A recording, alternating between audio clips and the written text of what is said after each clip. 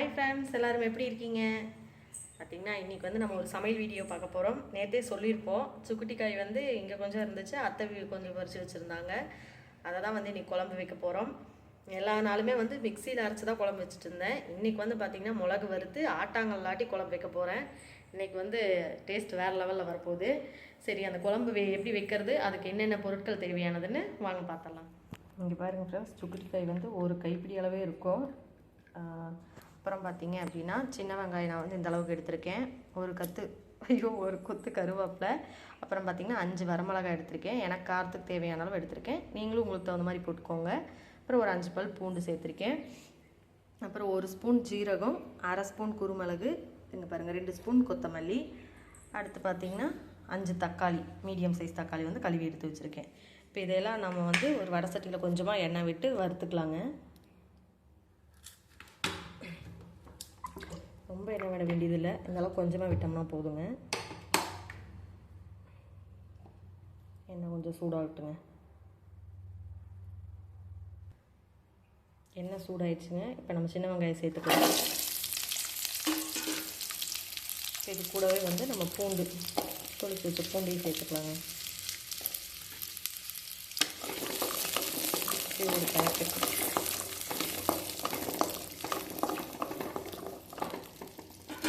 இப்போ நம்ம வரமிளகாய் போட்டுக்கலாம். அடுத்து வந்து பார்த்திங்கன்னா ஒரு கொத்து கருவேப்பிலை சேர்த்து இதை நல்லா ஓரளவுக்கு வதக்கிக்கலாங்க.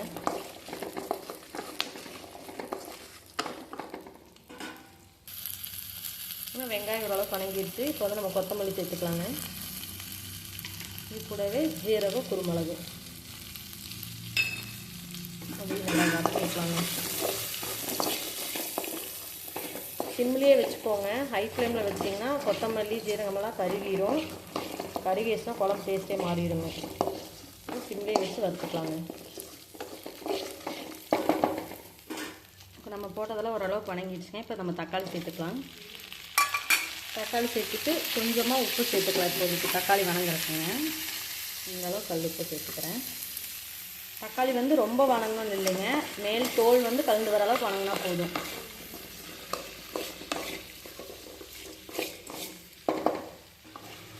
பாருங்க ஃப்ரெண்ட்ஸ், தக்காளி நல்லாவே தோல் கலந்து வர அளவுக்கு வணங்கிடுச்சு. நம்ம அடுப்பு நிறுத்திடலாங்க. இப்போ இதில் வந்து பார்த்திங்கன்னா நான் 1/2 மூடி தேங்காய் துருவி எடுத்திருக்கேன், அதை சேர்த்துக்கலாங்க. அப்புறம் பார்த்திங்கன்னா சும்மா ஒரு 5-6 பொட்டுக்கல்ல இதையும் சேர்த்துட்டு பரட்டிட்டு சூடார விட்டு நம்ம இதை அரைச்சி எடுத்துக்கலாங்க. அந்த மசாலா சூடாரி நம்ம அரைச்சி எடுத்துகிட்டு வரதுக்குள்ளே இங்கே பாருங்கள், ஒரு நெல்லிக்காய் சைஸ் அளவுக்கு நம்ம வந்து புளி ஊற வச்சிடலாங்க. புளி ஊறிட்டு இருக்கட்டும், நம்ம போய் அதை அரைச்சி எடுத்துகிட்டு வந்துடலாங்க. பாருங்கள் ஃப்ரெண்ட்ஸ், கல்லில் ஆட்டுறக்காக வந்துட்டு கல்லை கழுவி விட்டாச்சு. பாருங்கள், மசாலா எடுத்துகிட்டு வந்தாச்சு. சரிங்க, கல்லில் போட்டு ஆட்ட ஆரம்பித்தாச்சு. இது நல்லா நைஸாக அரைச்சி எடுத்துகிட்டு பார்க்கலாங்க. பாருங்கள் ஃப்ரெண்ட்ஸ், மிளகு வந்து அரைச்சி எடுத்துட்டேன். நல்லா நைஸாக அரைச்சிட்டேன் பாருங்கள். பாருங்கள் ஃப்ரெண்ட்ஸ், மசாலா அரைச்சி அது கூட தண்ணி கொஞ்சம் சேர்த்து எடுத்து வச்சுருக்கேன். பார்த்திங்கன்னா இப்போ ஒரு பாத்திரத்தில் எண்ணெய் கொஞ்சமாக விட்டுக்கலாங்க.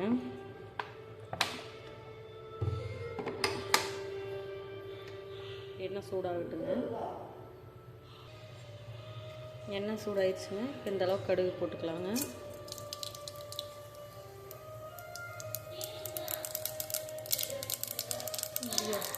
நிறைய பட்டு திருப்பி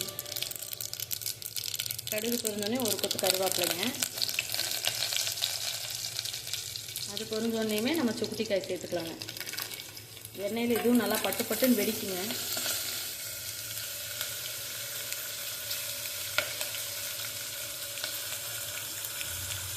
எண்ணெயில் நல்லா வெடிச்சுட்டுங்க. அதுக்கப்புறம் வந்து நம்ம புளிக்கரைசல் ஊற்றிக்கலாங்க. அது இப்படி வெடிச்சிட்டு இருக்குதுன்னு இந்த பச்சை கலராக இருக்கிறதுல கொஞ்சம் நிறம் மாறுங்க. அப்போ வந்து நம்ம புளி கரைசல் சேர்த்திக்கலாம். இது புளியை வந்து நம்ம கரைச்சிட்டு தண்ணியை மட்டும் தனியாக எடுத்துக்கலாங்க. பாருங்க, எண்ணெயில் எல்லாமே ஓரளவுக்கு வணங்கிடுச்சு. இப்போ வந்து நம்ம புளி கரைசல் தண்ணியை சேர்த்துக்கலாங்க. புளி தண்ணி வந்து நல்லா கொதிக்கட்டுங்க. அப்புறம் வந்து நம்ம மசாலா சேர்த்திக்கலாங்க. பாருங்கள், நம்ம புளி தண்ணி ஊற்றுறது வந்து நல்லா கொதித்து ஓரளவுக்கு கெட்டியாயிடுச்சு. இப்போ இந்த ஸ்டேஜில் வந்து நம்ம மசாலா அரைச்சதை சேர்த்துக்கலாங்க.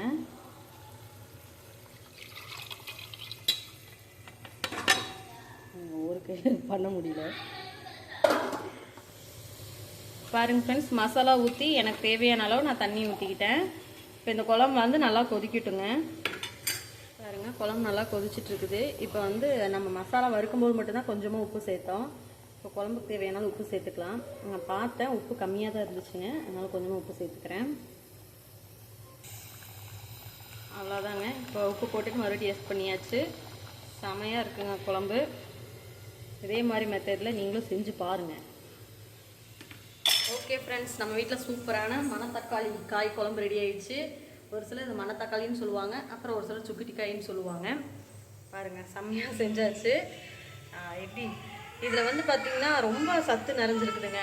பாஸ்பரஸ் சத்து, அப்புறம் வந்து பார்த்திங்கன்னா வைட்டமின் ஏபிசி, அப்புறம் வந்து ரத்தத்தை நல்லாவே சுத்தப்படுத்துதுங்களாமா. கல்லீரலை வந்து சுத்தப்படுத்தி வந்து சிவப்பணுக்களை வந்து அதிகப்படுத்துதுங்களாமா. நானே யூடியூப்பில் பார்த்தா தெரிஞ்சுக்கிட்டேன் இதில் இவ்வளோ நன்மைகள் இருக்குதுன்னு. யாரும் இந்த வந்து காய் கிடச்சுன்னா தயவு செஞ்சு வேஸ்ட் பண்ணாதீங்க. இந்த மாதிரி மெத்தடில் சமைச்சு பாருங்கள், செம்மையாக இருக்கும். குழந்தைங்களுக்கும் கொடுங்க. அந்த காய் பிடிக்காதவங்க கூட இந்த குழம்பு சாப்பிட்டு பார்த்துட்டு கண்டிப்பாக விரும்பி சாப்பிடுவாங்க. அந்தளவுக்கு டேஸ்ட்டாக இருக்குங்க. இதே மெத்தடில் வேறு எந்த குழம்பு வச்சாலும் டேஸ்ட் வருதோ இல்லையோ, இந்த காய் போட்டு வச்சு செஞ்சோன்னு வச்சுக்கோங்க, குழம்பு அல்டிமேட்டாக இருக்கும். தெரியாதவங்களாம் இதில் இந்த மாதிரி செஞ்சு பார்த்துட்டு எப்படி இருக்குதுன்னு மறக்காமல் கமெண்ட்ஸில் சொல்லுங்கள். அடுத்த வீடியோவில் பார்க்கலாம். பாய். ஹாய் ஃப்ரெண்ட்ஸ், எல்லோரும் எப்படி இருக்கீங்க? பாருங்கள், எங்கள் அம்மா வந்திருந்தாங்க. காலையில் மாமா தான் போய் கூட்டிகிட்டு வந்தாங்க. இப்போ வந்து வீட்டுக்கு கிளம்பிட்டாங்க. ஏன்னா பாப்பாங்க எல்லாம் வந்திருப்பாங்க. அப்பாவுக்கு சாப்பாடு செஞ்சு கொடுக்கணும். இப்போ 5:30 மணிக்கு டியூட்டி டைம் அப்பாவுக்கு, அதனால் கிளம்பிட்டாங்க. என் கூடயே வச்சுக்கோன்னு சொன்னதுக்கு நிறைய பேர் கேட்டதுங்க, உங்கள் அண்ணாவும் பாப்பாவும் என்ன பண்ணுவாங்க அப்படின்னு சொல்லிட்டு. காலையில் வந்துட்டு இப்படி ஈவினிங் கொண்டு போய் மாமா விட்டுட்டு வந்துடுவாங்க. ஏன்னா நைட்டு பிஸ்னஸ் பண்ணுறோம் இல்லைங்களா, அதனால் தம்பி பார்த்துக்கிறக்கு ஒரு ஆள் வேணும். ஒரே ஆளே எல்லாம் பண்ண முடியாது. அண்ணி வந்துட்டு இருந்தாங்க. நைட்டி பிஸ்னஸ் பண்ணுறதுக்காக வந்து ஒரு ஆளே தம்பி வச்சுட்டு எல்லாமே பண்ண முடியறது இல்லைங்க. அதனால் வந்துட்டு அம்மாவை கூட்டிகிட்டு வந்திருக்கோம். எங்கள் அண்ணி எப்போவுமே வந்துட்டு இருந்தாங்க. இந்த 2-3 டைம் ஆர்டர் எடுத்தப்பெல்லாம். இப்போ குழந்தைங்களுக்கும் ஸ்கூல் ஆரம்பிச்சிட்டாங்களா, அவங்களும் அங்கேருந்து வந்துட்டு அவசரமாக ஓட முடியாது. அப்படியும் அண்ணன் இருந்தால் மட்டும்தான் வந்து ஆம்னியில் கூட்டிகிட்டு போயிட்டு இருந்தார். அண்ணன் இல்லைன்னா பஸ்ஸில் வந்துட்டு போகிறது ரொம்ப சிரமமாயிருங்க. அதனால் வந்துட்டு சரி அம்மாவை வீட்டில் இருந்தாங்காட்டி, இப்போ தீபாவளி சமயம் அம்மாவுக்கு வேலையும் இல்லை.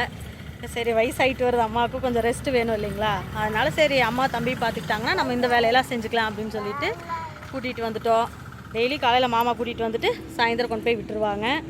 இப்போ பாப்பா வந்துட்டு ஃபோன் பண்ணா, அம்மா வந்துட்டம்மா அப்படின்னு சொல்லிட்டு. எங்கள் அக்கா பொண்ணும் இங்கே தான் இருக்கா, சின்ன குட்டி. பிரசிதா பிறந்தநாள் வீடியோ போட்டோம் இல்லைங்களா, அந்த பாப்பாவும் என் தங்கச்சியும் இங்கே தான் இருக்காங்க. இப்போ அப்பா வந்து டியூட்டிக்கு டைம் ஆயிடுச்சு, 5 மணிக்கு கிளம்பிடுவார். போய் சமைச்சு கொடுப்போம். ஆமாங்க. இப்போ சாப்பாடு இருந்துச்சுன்னா எப்பவும் போல் எங்கள் அப்பாவுக்கு தக்காளி தாளிச்ச சாதம் அதுதான் மெயினாக கேட்பார். அது செஞ்சு ஊறுகாய் தொட்டுக்கிற கொடுத்துட்டோம்னா எதுவும் பேசாமல் எடுத்துகிட்டு போயிடுவார். ஒரு ஃப்ளாஸ்க் வரையும் டீ எடுத்துகிட்டு ஆள் கிளம்பிடுவார். டீ தான் மெயின். ஆமாம், சாப்பாடு இல்லாட்டி கூட பரவாயில்லைங்க, சாப்பாடு கூட வேண்டாம், நீ டீயை மட்டும் வச்சு ஃப்ளாஸ்கில் ஊற்று அப்படின்றவாரு. டைம் கொஞ்சம் ஆயிடுச்சுன்னா கூட.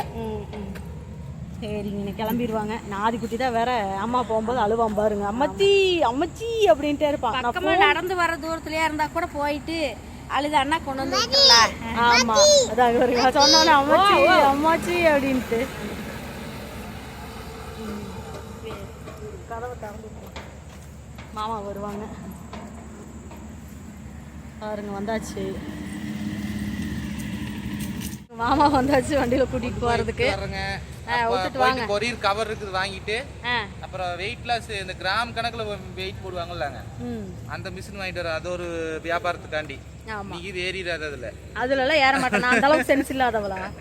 இன்னைக்கு நிறைய நானும் எங்கள் அம்மா சேர்ந்து சமையல் வீடியோ, அப்புறம் சேலஞ்ச் ஈட்டிங் சேலஞ்ச் வீடியோலாம் பண்ணலான்ட்டு இருந்தோங்க. நைட்டு எடுத்தங்காட்டின்னு அந்த வீடியோ அப்படியே ஃப்ளாப் ஆகி போச்சு. பரவாயில்ல, நாளைக்கு கண்டினியூ பண்ணுவோங்க. அந்த மாதிரி இன்னிக்கோழி போய் வாங்கிட்டு வருவோன்னு, அது பெண்டிங். இன்னிக்கோழி ஆமாங்க, கொண்டு விட்டாரு, ரிட்டர்ன் வரவே இல்லை. அதை போய் வாங்கிட்டு வரோன்னு. ஆதிக்குட்டி வருங்க, இறக்கி விட்டா போதும், சகுட்டுக்கு போக வேண்டியது. கண் கோத்தி பாம்பு மாதிரி ஆதிக்குட்டி பார்த்துட்டே இருக்கணுங்க. நிறைய வீடியோஸ் நேற்று போட்ட விளாக் வந்து சூப்பராக இருக்குன்னு சொல்லியிருந்தீங்க. இதே மாதிரி பண்ணுங்கன்னு சொல்லியிருந்தீங்க. வேறு எந்த மாதிரி இன்ட்ரெஸ்டான வீடியோ வேணும்னு சொல்லிட்டு கமெண்ட்ஸில் சொல்லுங்கள். மறக்காமல் கண்டிப்பாக நாங்கள் உங்களுக்காக அந்த வீடியோ ட்ரை பண்ணி போடுறோம். கொசு நேரமான போகுது, 4 தூரம் தூரனாவே பச்சை பசைன்னு செடி வந்துருதுங்களா. கொசு ஐயோ வாய் ரொம்ப வளருதுங்க, கொசு நிறைய வந்துருது. மீண்டும் அம்மா நாளைக்கு வருவாங்க, ஆதிக்குட்டி கூடயே போகிறாங்க பாருங்க. ஐ மிஸ் யூமா. காலையில் சந்திக்கலாம்.